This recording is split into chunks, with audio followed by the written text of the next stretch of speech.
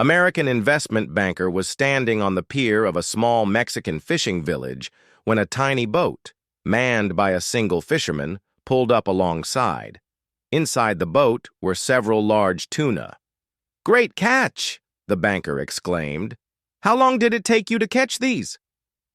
"Only a few hours," replied the fisherman.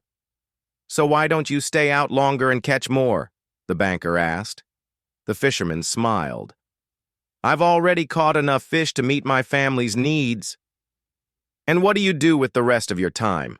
the banker pressed.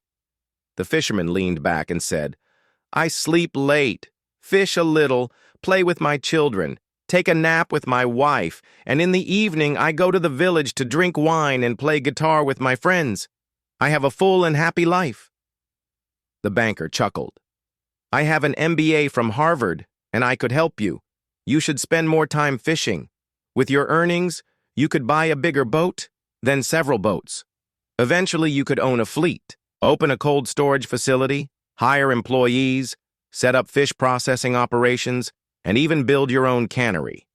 Then you'd need to move to Mexico City, perhaps later to Los Angeles, and eventually to New York to manage the expanding business." "How long would that take?" the fisherman asked. "About 15 to 20 years, the banker replied. "And after that," continued the fisherman, "then you'd take the company public, sell shares to investors, and become very rich. You'd earn millions." "Millions? And then what?" the fisherman wondered.